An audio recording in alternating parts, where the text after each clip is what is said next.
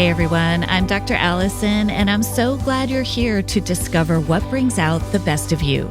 This podcast is all about breaking free from painful patterns, mending the past, and discovering our true selves in God. I can't wait to get started as we learn together how to become the best version of who we are with God's help. Hey everyone, welcome back to this series on real people overcoming real problems. I am so excited about my guest today, Bianca Cotton, a new friend of mine. She is a hope dealer whose smile radiates the room, and that is absolutely true. She is a wife, mom of 3, the author of 5 books, and the founder of Behind the Confident Smile, a movement where women and girls are inspired to walk in love, live in hope, and be healed from past hurts.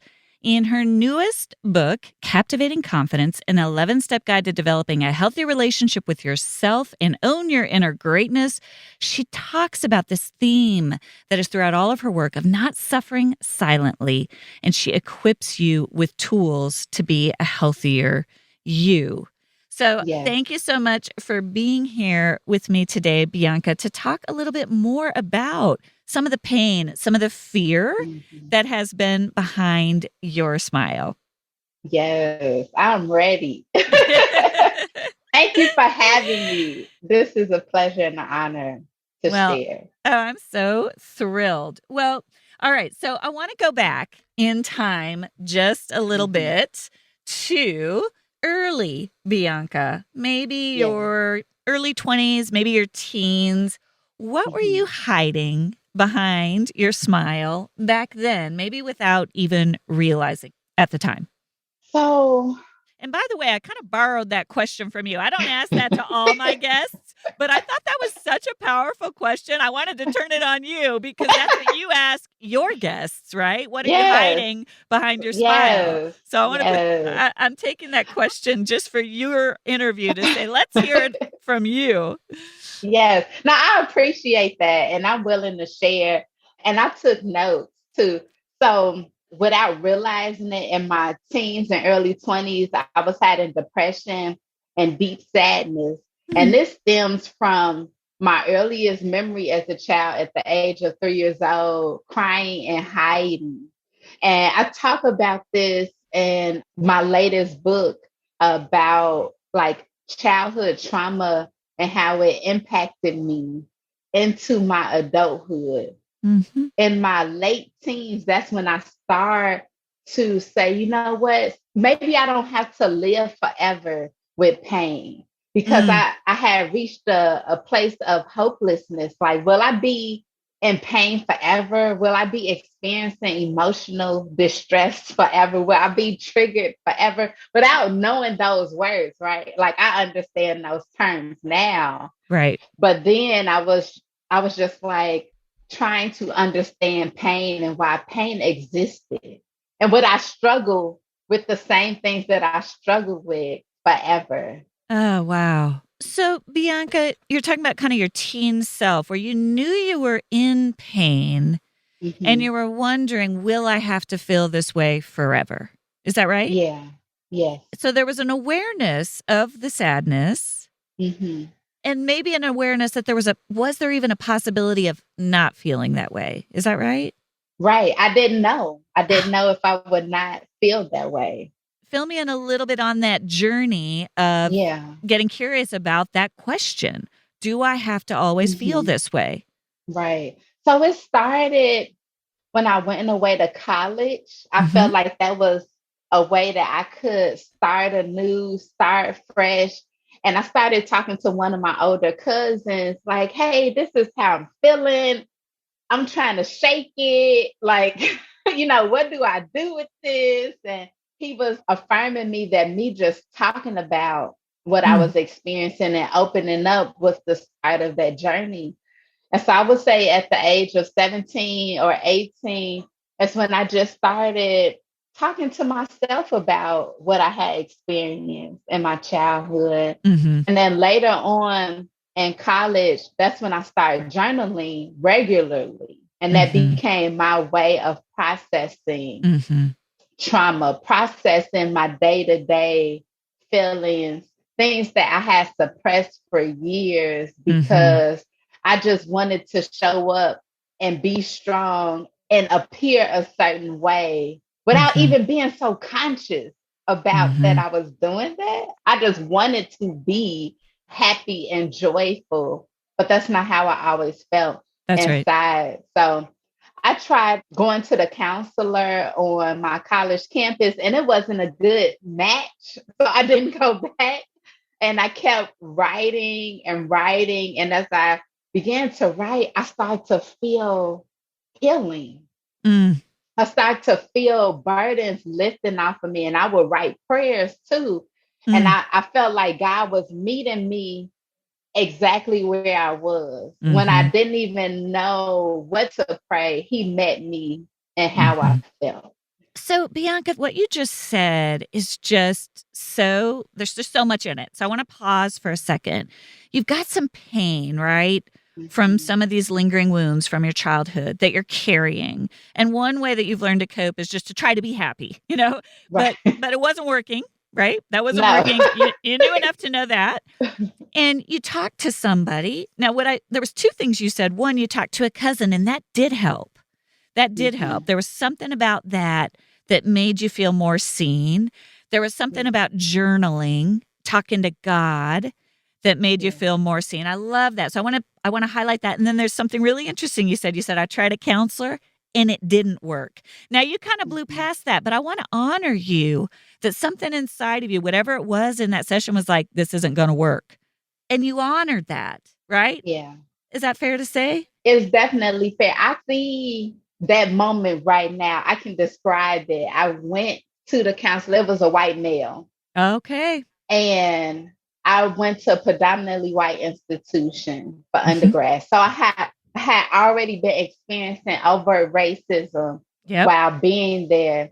So by the time I got to the counseling center and I'm sitting with this counselor and I'm looking at him and he's looking at me and we're talking, and I was like, I don't feel the Mhm. connection. I didn't feel that he could relate Mhm. to my pain. Mm. And so I didn't go back. So you knew inside, based on these experiences, and he didn't do anything to kind of help. Yeah, yeah. Didn't No, feel I like, didn't feel comforted. I was like, no, this is not working. yeah, I love that. Thank you for being so honest about that. I think that is so important for people to hear, Bianca. I really do. That for whatever reason, in particular, what you're saying, like this person is not going to be able to get me. You have no obligation to try to make that work. So Right.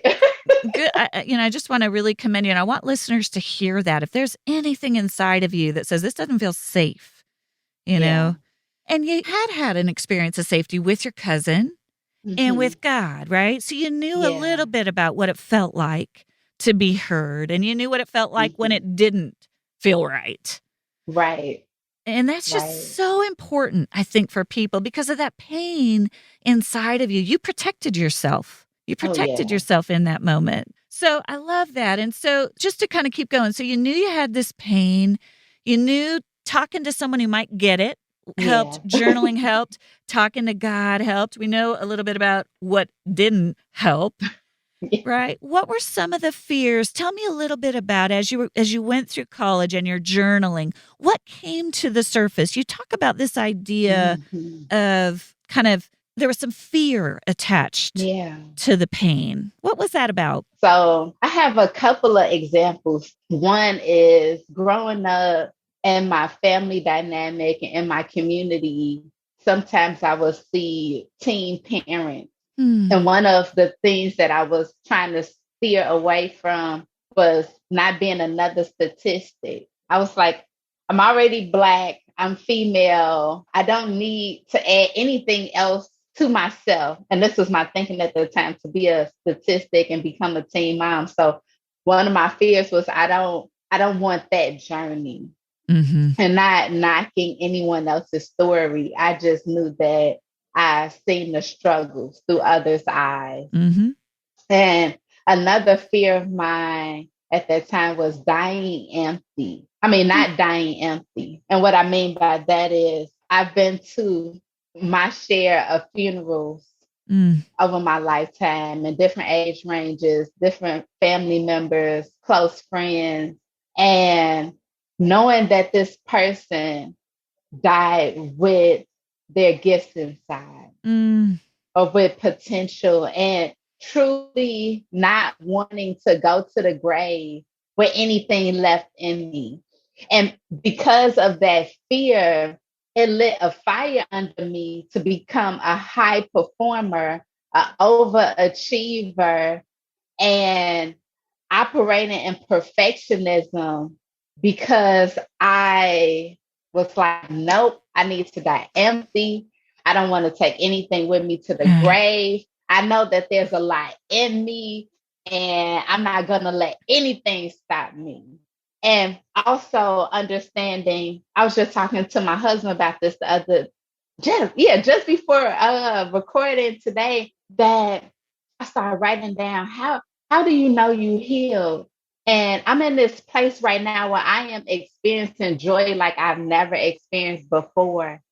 And I know that I'm healed from different areas in my heart because I'm not waiting for another shoe to drop. Mm. I'm not awaiting another bad thing to happen. I'm just living in the moment, living in the present. And that's what I learned that trauma had done for me.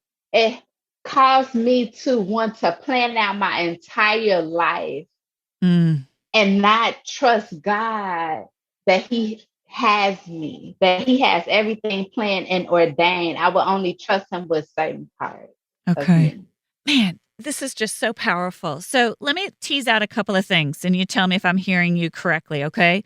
What I'm hearing is that part of the pain of your own trauma of seeing people die, as you said, wow, with their gifts still inside of them.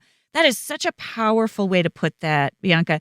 Part of that drove you or lit a fire in you in sort of a positive way where I'm not going to let that happen, right? So there was a sort of Yeah, positive, like, I'm going to use my gifts. I'm not letting that happen. I don't want to become a statistic, all the things, yeah, right?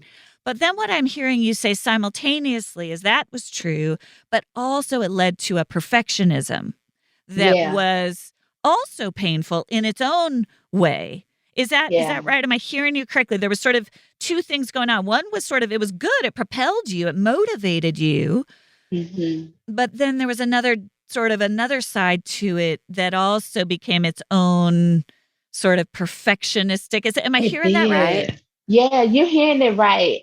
And I will also say that at that time I was carrying burdens without even realizing it.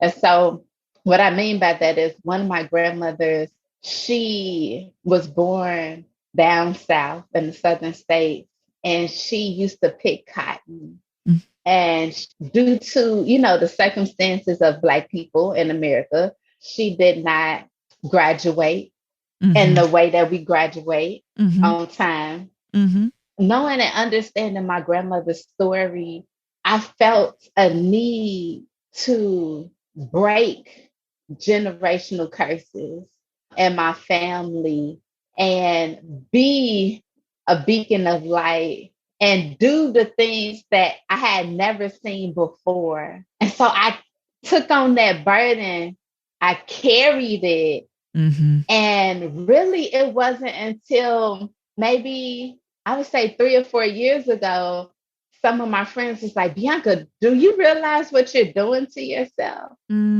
you Mm. realize that you're carrying weight that Mm. you don't have to carry, that it's not yours to carry? And that was another level of uncovering for me because Wow. I've been running for as long as I can remember. There's so much depth to what you're saying. I also want to, it's not lost on me that we are recording this. It won't come out, but we're recording this on the day that we observe Juneteenth. It was technically Yes. yesterday. And I just want to thank you so much, Bianca, for sharing that part of your story with my listeners, with our listeners, that this burden, not only, that's a whole nother level, what you're saying. I just want to see if I'm hearing you Mhm. again. There's this whole other level of this legacy that it wasn't my Yeah. fault. I didn't create this environment in which my grandmother had to suffer, at all, but I felt this burden is what I'm hearing you say to sort of make up for some of that. Is that Yeah, right? to make Yeah. up. Yeah. And Yeah. also, understanding my parents' story, right? So I'm a big proponent of expressing gratitude to the generations that have come before me. I would not be able to sit here and share my story without my grandparents, Mm, my parents, my great grandparents, without every ounce of what they have done and the seeds that they have sown and the gifts that they have that they've mm-hmm. passed down to me. Mm-hmm. But I also saw the challenges Yes. and I became hyper focused. Like, I don't want to struggle Mm-hmm. and I don't want to pass on struggle to my children. I made a conscious effort and a conscious decision in college, late teens, early 20s, that I needed to heal just Mm-hmm. in case I decide to marry, just in case I have children. This is not passing down. Wow. Man, I mean, I'm just so struck by the weight of what you put on yourself and in beautiful ways, right? I don't want to harm my children. I don't want to pass this down. I don't want to, just all of this weight that you put on yourself that in many ways is really beautiful and really, really powerful and also weight, right? Yeah. Also weight that you carried, right? And so tell me a little bit about how you, as you moved through college, you're aware of these kind of burdens that you carry, Mhm. right? You're aware of wanting to heal. You're aware of the pain of that. How did you begin to get more and more of the healing that you needed Mhm. to feel maybe more, and you give me the right words, you give me the words that feel right to you, but maybe more to live more freely from who, this beautiful soul that God made you to be, that's carrying the weight of generations, right? Of trauma, Mhm. generations of trauma, right? That your family, your ancestors have gone through, let alone your own personal pain, Yeah. right? So that's a lot, right? This is a It's lot. a It's a lot. It's a lot. lot. So, what are some things that began to come into your life to help you carry some of that weight? Yeah. I would say my relationship with my mother, Mm, I shared everything with her growing up. Like, this is how I'm feeling about this. She would be the only person that I actually talked to. mm, So, my relationship with my mother, prayer. mm-hmm, There are a couple of Kairos moments that happened in my life mm-hmm, that showed me that God heard me, that God was with me, that He wasn't going to let me fall. mm, So there was a time in my junior year, I think it was my junior or senior year of high school, and I was starting to apply to colleges, and my parents shared, unfortunately, we aren't able to assist you financially to go to mm-hmm, school. mm-hmm, I remember one time in church, I was born and raised a Baptist church. mm-hmm, And this one Sunday, our pastor had said, sow a seed and write whatever it is that you want God to do for you on the envelope. And I think maybe I had $1 or two, literally. And that's all I had in my pocket. I put in the envelope and I said, I want to go to college for free. I want mm, free education because I knew my parents couldn't do it. And I was filling out scholarship applications, and I had an aunt that helped me get scholarships too. And Lord and behold, I graduated undergrad debt free. mm, Right.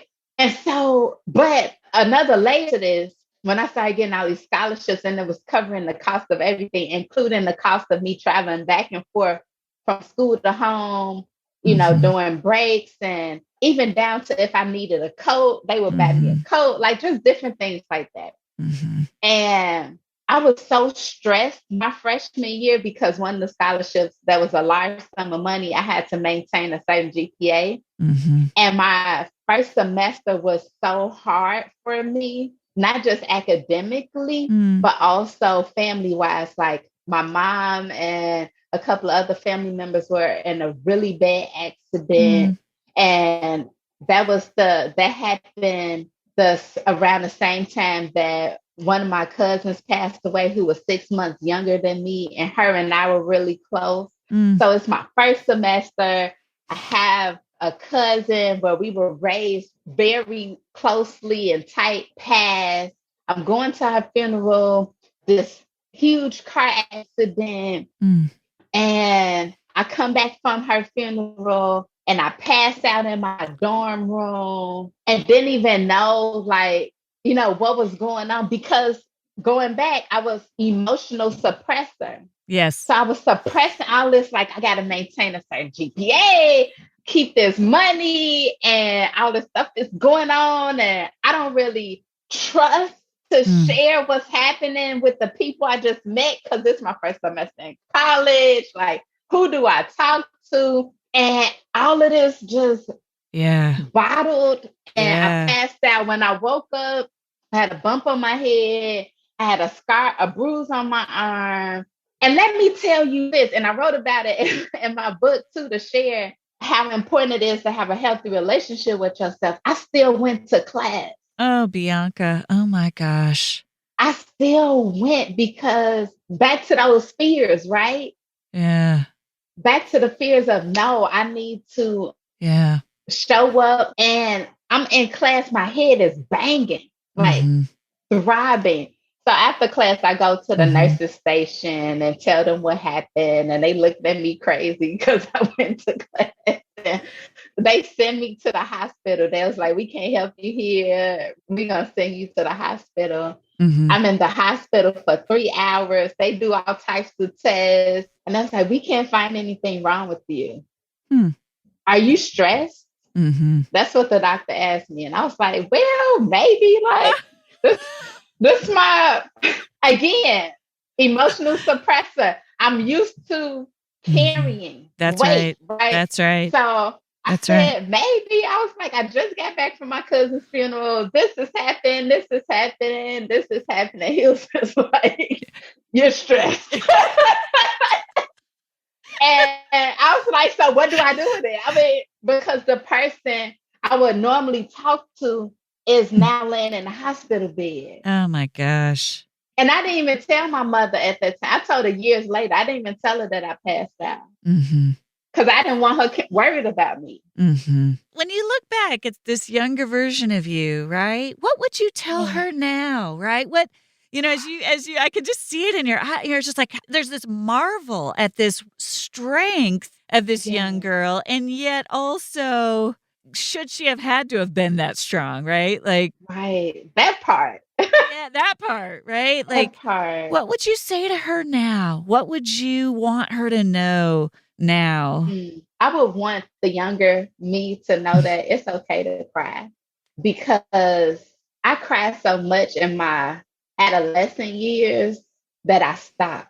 And I was like, crying is not helping me. Crying is not easing the pain. Crying is Mm-hmm. not alleviating how I feel. And so I stopped and I bottled those tears up and just let them sit there. So I would tell her that it's okay to cry. It's okay to share what you're going through. It's Mm-hmm. okay to not hide behind your smile.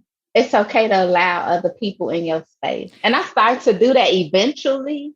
That's what I want to hear about. Yeah, I started to eventually, I started to have close friends through my undergraduate years, and we started to share our stories with each other. And I started to find ways to start coping. And I had a mentor who was a therapist, and I would go and talk to her sometimes, and that helped. So I started to open up to a select group of people, and that helped me carry through.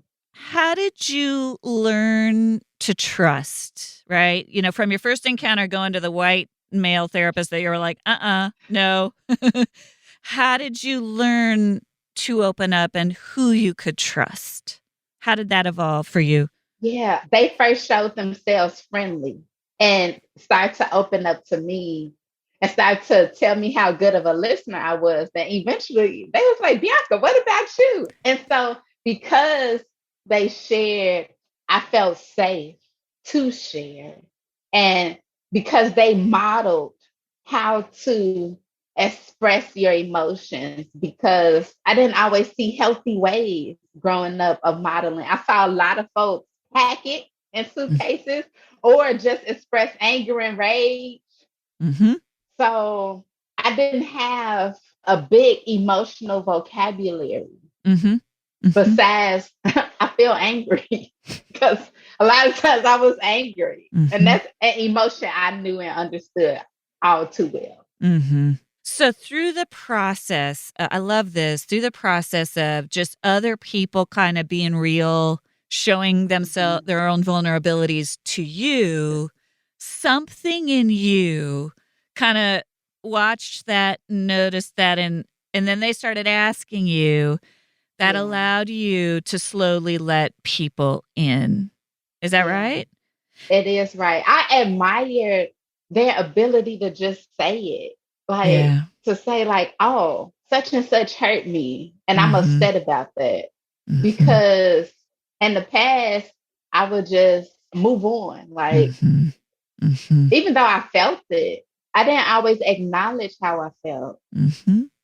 No, there's something really powerful, I believe, that happens when we share with safe people, though, has to be people who are safe, when we really can share the depths of what we're feeling. We are not meant to, God didn't design us to live in isolation with those emotions. It's unhealed. I believe the trauma really is the being alone in it, carrying that Mm-hmm. heavy weight alone. And when even just a few other people can come alongside of you and carry that weight with you, it eases the weight a little bit when they're safe. It does. Really, it changes us. It changes something in our neurobiology.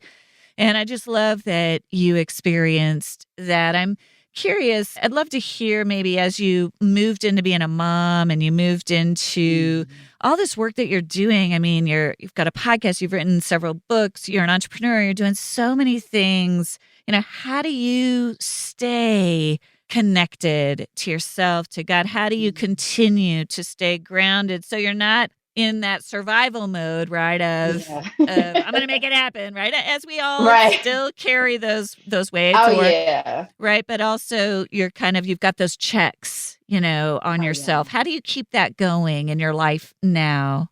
So, right now, I would say let's go back to around the time the pandemic first Mm-hmm. started. I felt God speaking to me that I needed to staff myself. Hmm. And what I mean by staff myself is, what does Bianca need? Because Bianca pours, Bianca gives, Bianca does, period. Like, that's what I do. But what does Bianca need? Where is she trying to go? So I had a spiritual life coach. I got a spiritual life coach and did some spiritual life coaching for a couple of months. I went back to therapy. I've seen a couple of therapists, but this therapist I've been with for 2 years now. So the most consistent therapist I've had. So I started staffing my life with what I needed. I met a now mentor, then a lovely woman. I was like, who is this woman? I met her through one of my friends. And she was like, oh, that's my mentor. I was like, is she accepting more mentees? Because I need her in my life, right? And she accepted me into the fold. So I have another mentor for areas of my life. And she understands exactly how I am managing my life is to feel Mm-hmm. myself burning out or like I'm taking on too much. I acknowledge it now. I don't ignore it and keep going. I will slow the pace. I will ask for help. I will say, hey, can we rearrange this deadline? I'm advocating for myself in new ways to ensure that I remain in the healed place. Mm. That idea of staffing yourself, I love that. I am staffing myself. I love that. You are advocating for Bianca because Bianca will pour out. I love that. I love how you just nailed that. Like, I know myself. I know what I'll do. So I got to put these things in place. The wisdom in what you are saying, right? It's like, you know who you are. You're not going to show up at 20%. You know who you are. So therefore, you have to get the correct supports in place. I love that. would like to add something. I feel led to share this. So, for those listening, if you have mother or father wounds, and what I mean by mother or father wounds is maybe your relationships with your parents weren't what you wanted it to be, right? And so I had challenges with my relationship with my dad and the area of wanting him to be emotionally present with me, emotionally available. And as Mm-hmm. I started to learn more about my father's upbringing, I started to understand his trauma Mm-hmm. and further understood why certain behaviors were what they were. And part of that was traumatic for me because as a kid, you don't understand that. You just want what you want. And as I got older, I started to see my parents, especially my dad, as a human, Mm-hmm. not only my father, but as a human. But what God did for me, I have two older brothers and I have super loving uncles who surrounded me. God placed what I needed in my life. Mm-hmm. So if you're not getting or haven't gotten what you think you deserve or what you needed from your natural parents, God may have sent other people Mm-hmm. to be that for you. Love that. That's a good word. That's a really good word. Look for where those people are. Yeah, it may not be what you thought you wanted and deserved, but you still can find it in other places. Yeah. I love that. I love that. Tell us a little bit about what you're working on now. I know you're an author. You've just put out a book. Tell us a little bit about where people can find your work and what your passions are and what you're putting into the world now. Yes. So Captivating Confidence is my fifth book and my latest book. It just released about 3 weeks ago, I think. Yeah. And it's an 11-step guide to develop a healthy relationship with yourself and own your inner greatness. And this book is geared towards women like myself who are go getters, high achievers, and visionary women, but have suffered Mm-hmm. and may not even talk about it. They may be hiding it, right? And put Mm-hmm. all of their attention into achievement Mm-hmm. because that's what you know how to do. You know how to be a doer, you know how to get stuff done. But learning to sit with yourself, learning to develop a healthy relationship with yourself may not be something you ever thought about. Like, oh, why do I need to talk about how I feel? Why do I need to check in with myself? Because it's critical Mm-hmm. to not only the external success, but the joy, living in contentment, being able to rest, being able to turn your mind off, being able to usher in peace into your life and into your home. So you can find that at behindtheconfidencemail.com, along with my other books. It's also on Amazon as well. And my next project that Dr. Allison was a part of is season 2 of my podcast, which I'll be launching really soon. June has been a packed month of celebrations in my family. So the podcast is season 2 is coming soon. And you can find that at Apple, Spotify, Google, or Anchor, and it's called Behind the Confidence Smile. And really bringing in real people to talk about what's behind their smile, to share how they got to where they are, to talk about their fears, and so that you can know that you're not alone on this journey. Amen. I love it. There's so much conviction. I mean, I think, Bianca, what just stood out to me about you when we first met, when I was doing your podcast, was this is hard earned wisdom. This comes from every part of who you are, right? There's not, you're like, It's no stone, what they say, no stone unturned. I was thanking God maybe a month ago. I was like, nothing is wasted. Amen. Yeah. Nothing has been wasted. And sometimes I felt like that in the past, like, man, why did I have to go through that? Why did I pass out in my dorm room? Or why did I experience racism Mhm. overtly, right? Nothing is wasted. Thank you. You're a voice I'm going to keep listening to. You're bringing so much goodness into the world. And again, even thinking of your list that you just said, let alone, these generations of racial trauma. Ah, man, Bianca, you're bringing a really powerful message. And I'm really grateful. I'm really grateful for what you've allowed God to do through you as you've honored these gifts, right? You're not dying empty. Dying empty. And I wanted to add, you can also find me on Instagram, Behind the Confident Smile, Bianca N. Cotton. Everything is in my handles and links and things.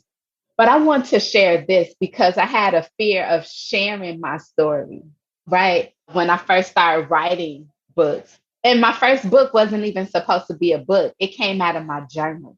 And so it was raw and real poetry.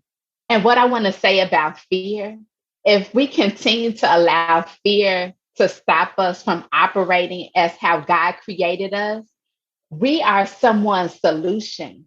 We are someone's answered prayer. But if we aren't walking in it, how can they be free? There are people in my family who approached me after reading several of my books and start to share things that they have never shared with anyone. And so what it showed me is that, and these are all ages, that what's in you, what's in me, people need. Yeah. People need it. So if we are fearful of writing the book, going for the job, whatever it may be that God is calling you to do in this season of your life, it can be holding up somebody else. Wow. Because somebody helped you. Yeah. Right? Yeah. Yeah. So. Yeah. Yeah. Yeah, that's a word. Yeah. Your freedom, you're sharing freely of your own story frees other people, right? The more we heal ourselves, the more we experience that freedom and we share about it, we give other people permission in a way to, like you said, with your family, to come forward and get free themselves. And that's what this is all about. I love that so much. So I want to ask you two questions that I ask all of my guests. The name of this podcast is The Best of You. What or who brings out the best of you? I love this question so much. I would say God, being seen for who I am brings out the best in me. My husband does. He's the fun, humorous portion of the two of us. And, and that's what I need. Because as you all can have heard me during this time, I'm a very deep thinker. So I need that in my life. I need that laughter. And when we first met, I wasn't even that aware of it at the time, but I was like, that's what I need. Fun. Because if you have experienced trauma or just have been on the journey of unpacking it for so long, the joy, like the laughter is needed. So surround yourself with that. I would also say loving relationships. And for me, what's critical is time alone to recharge. I need it. It's not even a want, it's a need, just like breathing air. I love that. I love that list. Very clear. It's very clear. You know what you need to thrive. And you've already kind of answered this, but the second question is, what needs and desires are you working to protect? My desire to be my fullest self as I was created. What I continue to work on protecting, and also my need to rest. I'm learning, again, going back to being a doer, I've learned, I would say in the past 3 years, that it's okay to rest in different ways. Like I'm a napper, but beyond napping, like it's okay to sit down. It's okay to not have a to-do list or nothing on your calendar immediately after the other thing. It's okay to just enjoy. So my need to rest, I protect as I continue to learn what that means for me in my life. And protecting my mental and emotional well-being is ever so critical for me. I love that. Bianca, I'm curious what your Enneagram is. It's an 8. Okay. As I was listening to you as a 3, I was like, I'm relating to this. It's this idea of rest is a deep one, right? For us, what does it actually mean? So I love that you're protecting that. I love just the complexity of what that means, even though it's so simple. It's something about being born and raised in the church, and every so often you need a new infilling, a freshness, because sometimes religiosity can impact the relationship. And I was able to be restored on a new level in the past year. My husband and I was led to a new ministry, and I went to an event at this church. A friend of mine was hosting the event, and I won some tickets, took my mom, and I just felt God say, come back here. And I was just like, what? Like, and I was like, okay. 2 weeks went back. I kept feeling this urge to go back to this church.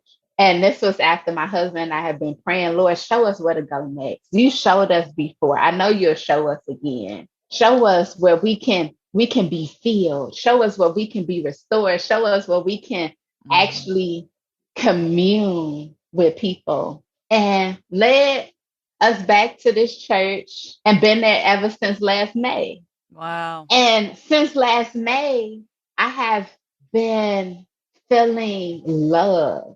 The first time I walked in the doors, I just felt God's love. And that it started to heal more parts of me that I didn't even know needed it. And they have prayer after service every Sunday. And I would just go up for prayer about any and everything and felt no ways about it. And that started to just replenish me and restore me, because I didn't even realize, again, carrying, right, that I was still carrying burdens. And so when I talk about captivating confidence, like, it is born from a real raw place of truly desiring to see women be free and free to be. But it takes work and tuning in to God and trusting him enough to direct your path, even if you've been hurt. It's contagious when there's that authenticity of connection from the deepest roots of who you are. I feel it. I feel the freedom.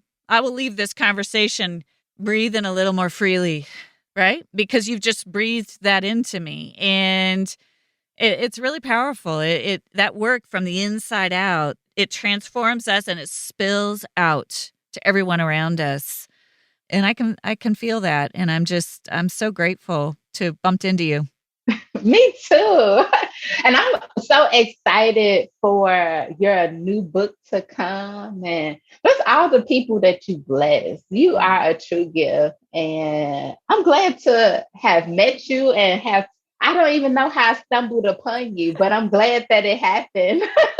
I think I saw somebody share something in their Insta story, like one of your posts, and I was like, oh, let me check this out. And I just like been in tune ever since. But I believe those are God moments. Yes. Saying, hey, I saw something I needed, right? And then I was like, my audience needs that too, because we are the body of Christ. We are kingdom. And each of us operating helps all of us be stronger. That's right. Strengthened. That's right. That's right. We need all of us. I love that. I'm grateful. So I look forward we'll see what God, when he'll bump our paths into each other again. Yes. Thank you so much for your time. So much wisdom, so much goodness. I loved having you on today, and thank you so much for being here. My pleasure. Thank you for having me. And I just pray that those who listen are blessed and know that you're not alone. And it's a journey. Living life is a journey. Take it from a person who formerly did not like process. I just like to get to the goal. You can do it. You can do it. Engage the process and you will find your way to a better place. Take it from Bianca right here. Living proof. Thank you again, and we'll look forward to seeing you next week on The Best of You. Thank you for joining me for this episode of The Best of You. Be sure to check out the show notes for any resources and links mentioned in the show. You can find those on my website at drallisoncook.com. That's Allison with one L, cook.com. Before you forget, I hope you'll follow the show now so that you don't miss an episode. And I'd love it if you'd go ahead and leave a review. It helps so much to get the word out. I look forward to seeing you back here next Thursday. And remember, as you become the best of who you are, you honor God, you heal others, and you stay true to your God-given self.